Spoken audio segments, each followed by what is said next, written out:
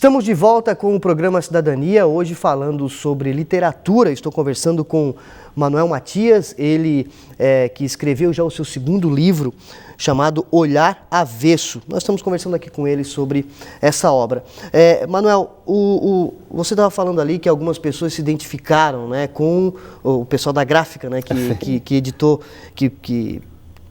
o livro, se identificaram com o personagem, mas isso quer dizer então que o livro já surtiu resultado, porque de fato a ideia era essa mesmo. Sim, é muito estranho, sabe, porque se a gente for do ponto de vista psicanalítico, por exemplo, a gente não faz as coisas muito conscientemente, quer dizer, o inconsciente, ele, principalmente na língua, na fala, nos gestos, na expressão, a gente não faz as coisas muito consciente.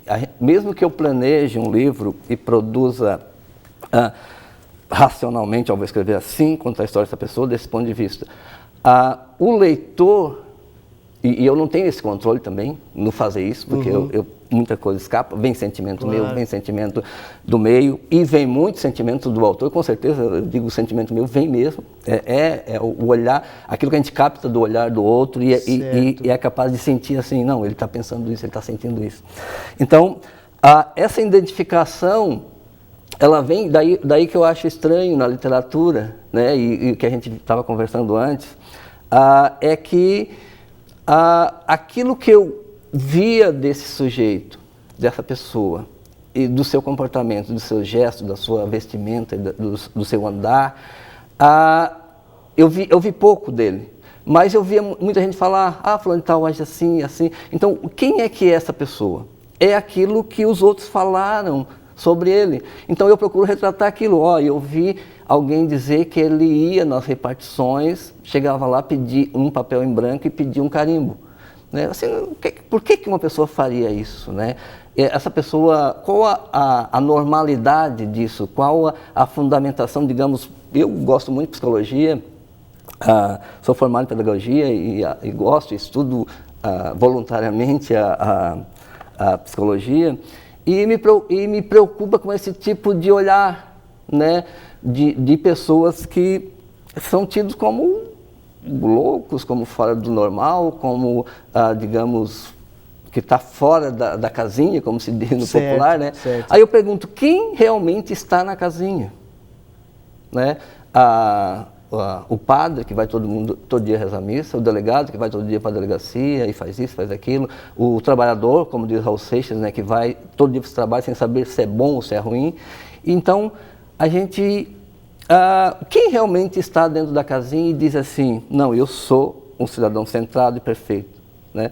E que ao mesmo tempo avalia os outros. Sim, sim, avalia os outros e digamos, ridiculariza o outro. Com certeza. Tem o Roberto da Mata, se eu não me engano, um antropólogo, ele diz o seguinte, que é muito comum a gente estranhar a vida dos outros, mas é pouco comum a gente estranhar a vida da gente. Agora, quando a gente estranha a própria vida, a gente diz, por que eu faço isso? O impacto é maior, né? É maior, e daí você relativiza, porque você, principalmente hoje, né, Marcos Madeira, que a gente vive num sistema integrado internacionalmente, chamado globalização, a comunicação, a gente conhece todas as culturas, digamos assim, pode conhecer se quiser, sim, né? Você pesquisa sobre como os indianos se comportam, os africanos, os chineses, quer dizer, os turcos, os muçulmanos, quer dizer, você pega várias culturas e você relativiza a sua. Como é que eles vivem assim e a gente vive assim? Por que isso acontece? Sim, sim. Não, e daí a gente vê que essa condição do humano que se produz no lugar, o lugar produz o humano e o humano produz o lugar, digamos assim, né? E se a gente estranhar um pouco o nosso comportamento, a gente vai ver, a gente é estranho também. Correto. Né? Então eu pego esse olhar avesso do outro, que é um outro que é excluído, de um outro que tem uma compreensão de mundo, e que faz uma leitura do mundo a partir da ótica dele. Correto. E no caso eu estranho os comportamentos tidos como normais também. Correto. Nelinho, agora falando sobre essa questão da literatura em si, né, publicar um livro com essa ótica, diante dessa rapidez da comunicação, do Facebook, do WhatsApp, das redes sociais, enfim, existe espaço para a literatura, para a leitura ainda nesse momento, né? Porque a gente vê que os escritores estão aí, os livros estão aparecendo, né? Mas concorre diretamente com essa questão da internet, né? Como é que é escrever um livro ou escrever livros diante de toda essa rapidez da informação? Eu faço mais, do ponto de vista da psicanálise, eu vou dizer que eu faço mais por desejo. Correto. Eu faço mais por vontade. Sem muita preocupação com essa questão. Tanto é que é uma produção independente, correto, digamos assim, tecnicamente independente, né? Eu vou na gráfica, contrato a gráfica, eu produzo, penso a capa, penso o tamanho, escrevo as histórias. As histórias são engraçadas. Tem um professor aqui no mestrado, né, que agora estou terminando o doutorado, o professor Fábio Rai, que ele diz, o texto a gente nunca termina, a gente abandona. Né? E tem uma hora que você tem que abandonar, porque toda vez que você retoma um texto, você vê um detalhe, você vê alguma coisa que você tem que... cabe isso.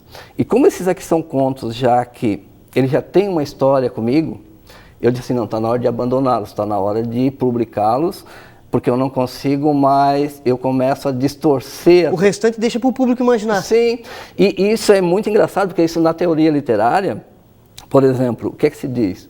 O autor, ele só existe na medida que ele publica. E é engraçado porque quando ele publica um livro, ele abandona esse livro e esse livro não pertence mais a ele. Os outros é que vão dizer, o livro é assim, fulano pensa assim, pensa assado. O Vygotsky, que é um estudioso, psicólogo da literatura e da psicologia, ele dizia exatamente isso. O autor, quando o livro está na gaveta, ele não é literatura. A hora que ele libera o livro dele e o leitor lê o livro, ele diz assim, ele virou autor, mas ao mesmo tempo aquela obra não pertence mais a ele. Correto. Então, o leitor é que vai dizer exatamente o que sente, o que pensa e o que capta desse texto, a possibilidade de interpretação dele, desses lugares, né? E ele que vai reconstruir a obra. E o autor não tem mais nenhum direito sobre ela. Se ele pensou em dizer isso, mas disse isso, o problema já foi. Porque, eu queria dizer isso. Não, mas tu não dissesse isso. Tu quisesse dizer. Aí que a psicanálise entra, porque eu quis dizer isso, mas não disse, eu disse outra coisa. Entendeu? E o leitor é que vai dizer. Né? O Vygotsky fala na obra sobre o Hamlet, né? E a crítica do leitor. O leitor fazendo a crítica, como seria o Hamlet, né? E como seriam as outras obras. Então, o autor não está nem aí. Eu quero saber como são os personagens e os sentidos que ela passa em cada lugar, em cada fala, em cada recorte do local onde ela existe. Então, o leitor é que vai dar vida a essa obra, né? Que vai ser diferente daquilo que o autor pensou. Ok, Nelly, nós vamos fazer mais um pequeno intervalo. Daqui a pouquinho a gente volta aí com o próximo bloco do programa Cidadania.